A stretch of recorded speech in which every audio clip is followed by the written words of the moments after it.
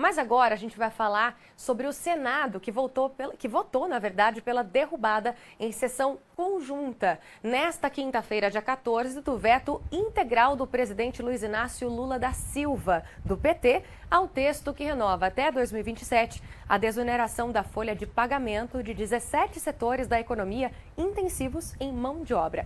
O resultado no Senado foi de 60 votos a 13 pela rejeição do veto presidencial. A Câmara dos Deputados ainda vai analisar o veto. E para entender mais sobre este cenário e a votação, conversamos ao vivo com o professor de economia Pedro Ivo Salvador. Professor, obrigada pela sua participação aqui no RF News de hoje. Bem-vindo. Obrigado, pessoal. Professor, para a gente explicar para as pessoas que nos acompanham, primeiramente, por que o Congresso esteve tão empenhado em derrubar o veto do presidente? Quais eram as expectativas em cima dessa pauta? A gente precisa entender que o Congresso ele sofre pressões, de grupos coesos, grupos organizados. A gente está falando de um projeto que mexe com os maiores setores da nossa economia, desde construção civil até call center, questão da mídia como um todo. Então, um projeto que, além de ser muito importante para muitas pessoas, para pessoas com interesses relevantes, é um projeto, talvez, um dos mais autônomos que levaria a assinatura aí do Congresso.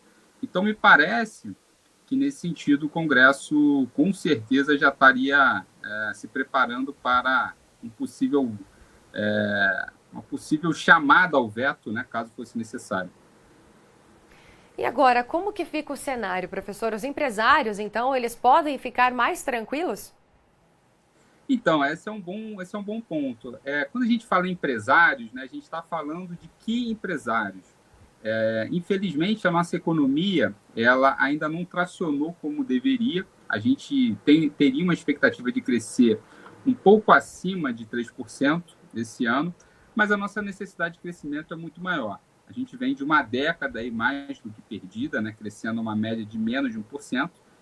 E essa desoneração veio como um remédio emergencial, que nada mais perene do que um remédio emergencial na economia brasileira. E ele veio ficando e parece que vai ficar aí por mais 15 anos. Então, ele começa lá no início da década de 2010 e vai se encerrar, o que tudo indica, lá para 2027.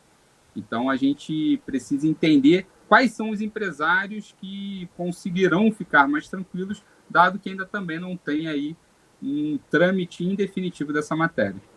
E diante deste cenário, então, quais são as expectativas da economia do país, talvez, para esses 17 setores, na verdade, Perfeito.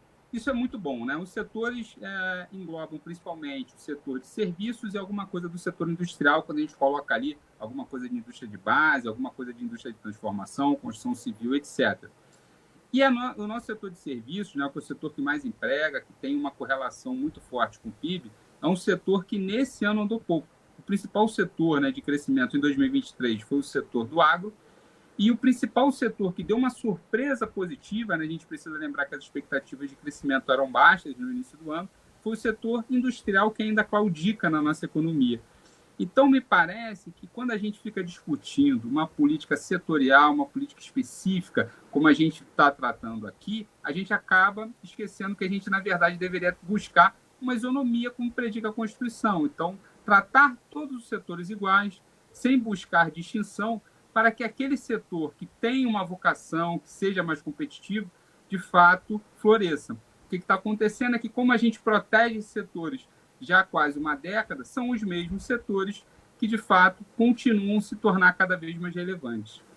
Mas nada garante, professor, que esses 17 setores irão manter os empregos e criar novas vagas de trabalho, até porque setores desonerados cortaram vagas formais entre 2012 e 2022 e não são os que mais empregam, de acordo com o levantamento do IPEA, também que aponta apenas 54,9% dos ocupados nos 17 setores desonerados, Isso contribui para a Previdência? Como que funciona esse cenário também?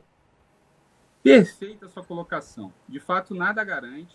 É uma lei que não existe contrapartida.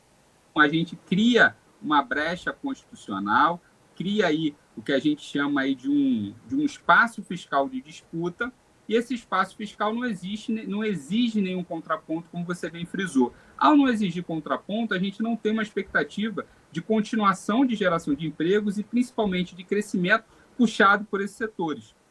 E aí, como você bem frisou, a gente tem uma questão previdenciária, uma questão fiscal como um todo ainda muito preocupante. O governo está buscando aí para 2024 o chamado déficit zero, né? Ou seja, tentar zerar o déficit primário. E a gente nem precisa discutir aqui déficit nominal, a gente está falando só de déficit primário, despesa corrente contra a receita corrente. Isso tem sido bastante difícil. E o Senado, nesse sentido, ele joga contra a essa tentativa, né, de equilibrar as contas públicas, privilegiando setores que, infelizmente, não entregaram contrapartidas, como você bem frisou. Então tá ótimo, professor. Muitíssimo obrigada pelos esclarecimentos aqui no RF News de hoje. Contamos com a sua participação em futuras edições também, viu? Perfeito. Eu que agradeço. Um ótimo dia. Muito obrigada. Bom final de semana.